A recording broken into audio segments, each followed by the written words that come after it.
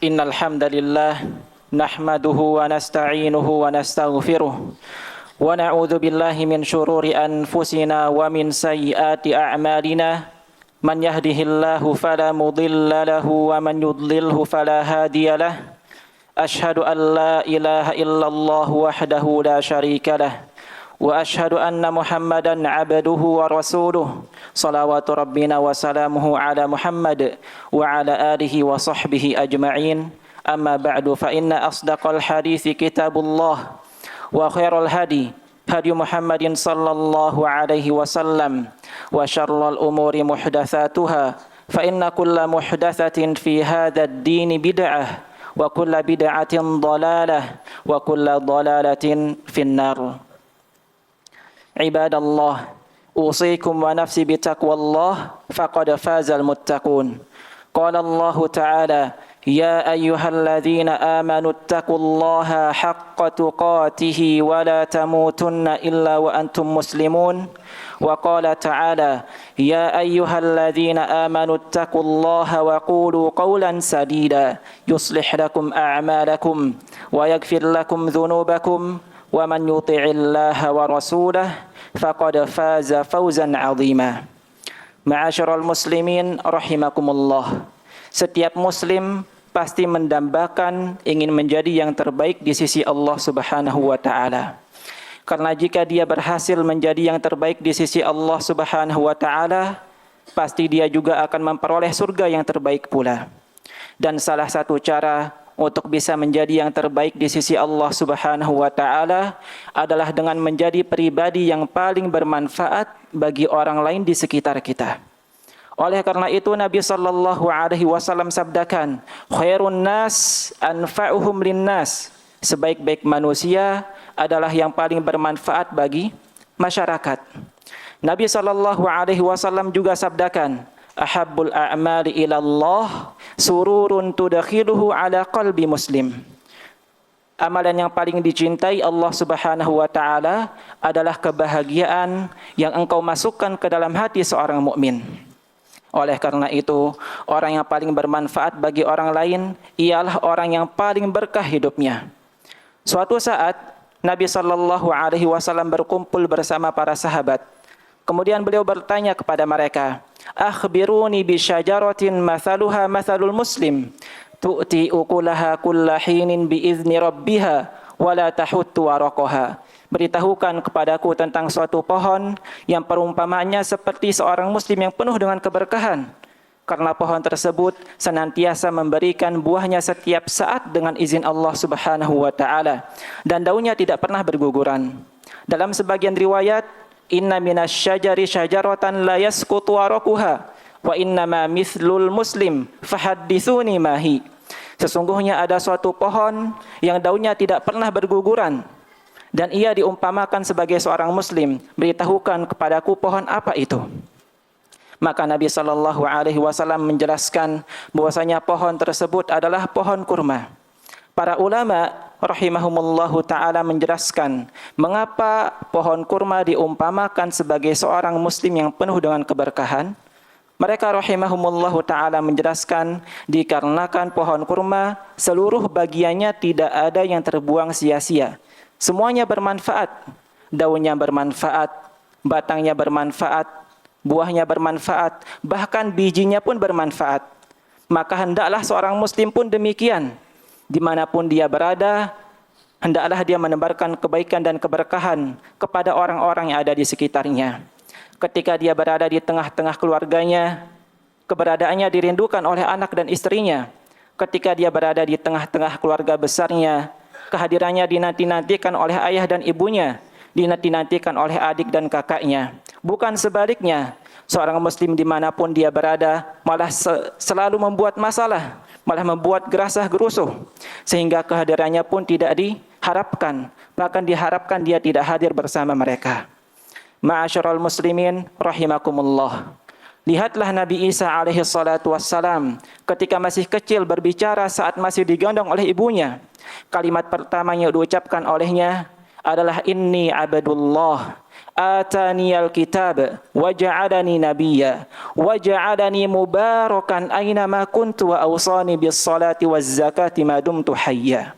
Sesungguhnya aku adalah hamba Allah. Dia memberikanku Alkitab, yaitu Injil, dan menjadikanku sebagai seorang nabi. Dan dia menjadikanku sebagai orang yang penuh berkah dimanapun aku berada. Dan memerintahkan kepadaku untuk melaksanakan sholat, serta menunaikan zakat selama aku masih hidup. Para ahli tafsir, rahimahumullahu ta'ala, menjelaskan mengapa Nabi Isa alaihi salatu wassalam disifati dengan mubarakan ainama kuntu. Selalu dipenuhi dengan keberkahan dimanapun dia berada. Dan itu kembali kepada dua sebab. Sebab yang pertama, kana mu'alliman lil khair. Nabi Isa alaihi salatu wassalam selalu mengajarkan kebaikan dimanapun dia berada. Dalam setiap perkumpulan, dia selalu mengajarkan kebaikan kepada orang-orang di sekitarnya. Kemudian sebab yang kedua, kana qadda'an li hawaijin nas. Nabi Isa alaihi salam suka memenuhi kebutuhan manusia. Setiap kali ada orang yang datang meminta bantuan kepada beliau, beliau sebisa mungkin berusaha untuk membantunya. Beliau alaihi salam menghabiskan waktunya untuk membantu orang lain, menebarkan keberkahan dan kebaikan di atas muka bumi ini. Oleh karena itu tidak heran ketika Nabi Isa alaihi salam disifati dengan mubarak, yaitu nabi yang penuh dengan keberkahan dimanapun dia berada. Begitu juga jika kita melihat hadis-hadis Nabi sallallahu alaihi wasallam. Nabi sallallahu alaihi wasallam mengajarkan kepada kita keutamaan berbuat baik kepada orang lain. Nabi sallallahu alaihi wasallam bersabda, khairukum li ahlihi wa ana khairukum li ahli. Yang paling baik adalah yang paling baik kepada keluarganya atau istrinya, dan akulah suami yang terbaik. Maka jika seorang suami atau seorang laki-laki ingin menjadi yang terbaik di sisi Allah Subhanahu wa taala, hendaklah dia menjadi yang terbaik di sisi istrinya. Jadilah yang paling sayang kepada istrinya, yang paling care, yang tidak pelit kepada istrinya, dan selalu mudah memaafkan. Dalam hadis yang lain, Nabi sallallahu alaihi wasallam juga menjelaskan kepada kita, khairul ashabi khairuhum li sahibi. Teman yang paling baik adalah yang paling baik kepada temannya. Jika ada seseorang yang siap mendengarkan curhatan teman-temannya, yang siap membantu temannya ketika diperlukan, itulah teman yang terbaik. Bahkan di dalam bertetangga, setiap muslim memiliki kesempatan untuk bisa menjadi yang terbaik di sisi Allah Subhanahu wa taala. Nabi sallallahu alaihi wasallam sabdakan, khairul jirani 'indallah khairuhum li jari. Tetangga yang paling baik di sisi Allah Subhanahu wa taala adalah yang paling baik kepada tetangganya. Coba kita lihat diri kita. Apakah kita sudah menjadi tetangga yang baik? Sudahkah kita berbagi makanan kepada mereka? Sudahkah kita menjenguk mereka ketika mereka sakit? Terlebih lagi banyak di antara tetangga kita yang hidupnya kesusahan, yang hidupnya miskin. Maka carilah kesempatan untuk bisa menjadi yang terbaik di sisi Allah Subhanahu wa taala dengan menjadi tetangga yang terbaik. Intinya jemaah sekalian, ketika kita ingin menjadi yang terbaik di sisi Allah Subhanahu wa taala, maka jadilah peran yang terbaik. Jadilah suami yang terbaik bagi istrinya. Jadilah ayah yang terbaik bagi anak-anaknya. Jadilah kakak yang terbaik. Jadilah teman yang terbaik, dan begitu seterusnya. Barakallahu li wa lakum fil Qur'ani was sunnah wa nafa'ani wa iyyakum bima fihima minal ayati wal hikmah wa taqabbala minni wa minkum tilawatah fastaghfiruhu innahu huwal ghafurur rahmah.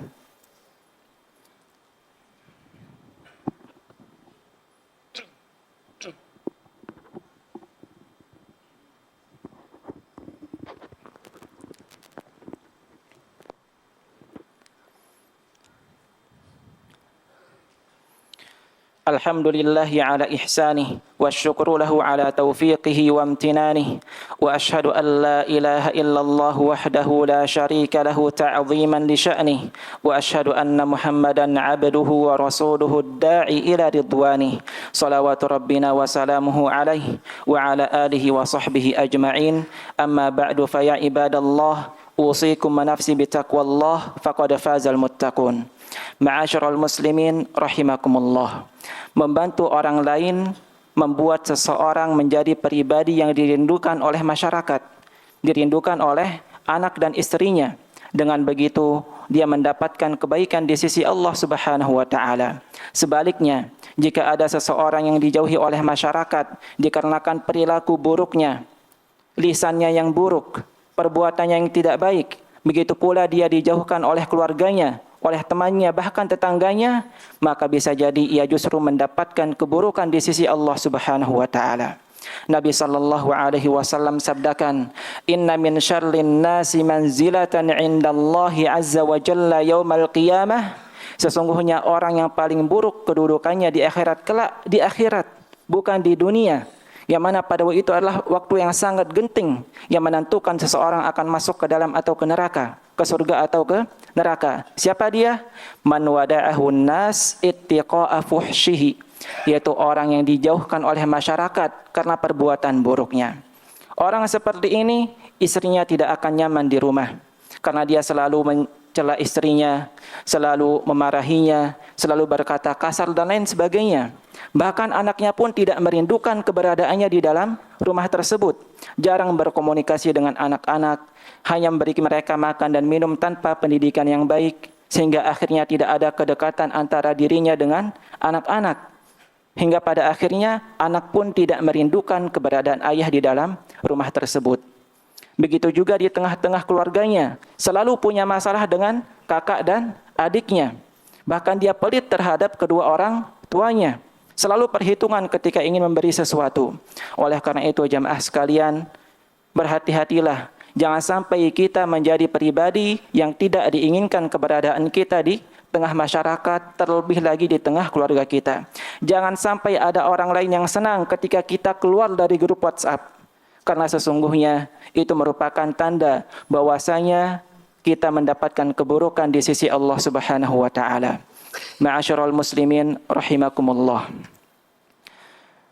Ma'asyiral muslimin rahimakumullah. Ketahuilah bahwasanya al-ibadatul muta'addiyah, ibadah yang manfaatnya kembali kepada diri kita dan kepada orang lain, jauh lebih baik daripada al-ibadatul qasirah, ibadah yang manfaatnya hanya kembali kepada diri kita sendiri. Nabi sallallahu alaihi wasallam sabdakan, "Ahabbul a'mali ila Allah sururun tudakhiluhu ala qalbi muslim wa takshifu anhu kurbatan wa tatrudu anhu ju'an wa taqdi anhu dainan wa la an amshiya ma'a akhin fi hajatin ahabbu ilayya min an a'takifa fi hadzal masjid syahra." Sesungguhnya amalan yang paling dicintai Allah Subhanahu wa taala adalah kebahagiaan yang engkau masukkan ke dalam hati seorang muslim, seperti menghilangkan penderitaannya, menghilangkan rasa laparnya, membantunya untuk melunasi hutangnya. Sungguh, aku berjalan bersama saudaraku untuk memenuhi kebutuhannya, lebih aku cintai, kata Nabi sallallahu alaihi wasallam, daripada iktikaf di Masjid Nabawi selama 1 bulan penuh. Oleh karena itu seorang muslim hendaklah pandai dalam melihat skala prioritas amal soleh. Ketika dia mampu untuk beramal soleh kepada orang lain, hendaklah dia menjadi yang pertama, menjadi yang terdepan, terlebih lagi kepada orang-orang yang di dekatnya. Wa'alamu anna Allah amarakum bi amrin bada'a fihi bi nafsihi wa thanna bi malaikatihi al-musabbihati bi qudsihi wa thallatha bikum ayyuhal mu'minun faqala ta'ala inna Allah wa malaikatahu yusalluna 'alan nabi ya ayyuhalladzina amanu sallu 'alaihi wa sallimu taslima Allahumma salli 'ala Muhammad wa 'ala ali Muhammad kama sallaita 'ala Ibrahim wa 'ala ali Ibrahim innaka Hamidum Majid wa barik 'ala Muhammadin wa 'ala ali Muhammad كما باركت على إبراهيم وعلى آل إبراهيم وارض اللهم عن الخلفاء الراشدين أبي بكر وعمر وعثمان وعلي وعن بقية الصحابة أجمعين والتابعين وتابع التابعين لهم بإحسان إلى يوم الدين اللهم اغفر للمسلمين والمسلمات والمؤمنين والمؤمنات الأحياء منهم والأموات إنك سميع قريب مجيب الدعوات يا قاضي الحاجات اللهم أنت ربنا لا إله إلا أنت خلقتنا ونحن عبادك ونحن على عهدك ووعدك ما استطعنا نعوذ بك من شر ما صنعنا نبوء لك بنعمك علينا ونبوء لك بذنوبنا فاغفر لنا فإنه لا يغفر الذنوب إلا أنت اللهم إنا نسألك الهدى والتقى والعفاف والغنى. اللهم إنا نسألك علما نافعا ورزقا طيبا وعملا متقبلا. اللهم انصر إخواننا المسلمين في كل مكان. اللهم انصر إخواننا المستضعفين في كل مكان. اللهم أصلح ولاة أمورنا وخذ بناصيتهم إلى الخير، إلى ما في كتابك وسنة نبيك محمد صلى الله عليه وسلم. ربنا آتنا في الدنيا حسنة وفي الآخرة حسنة وقنا عذاب النار. عباد الله، إن الله يأمر بالعدل والإحسان وإيتاء ذي القربى وينهى عن الفحشاء والمنكر والبغي يعظكم لعلكم تذكرون. فاذكروا الله العظيم يذكركم واشكروه على نعمه يزدكم ولذكر الله أكبر. أقم الصلاة.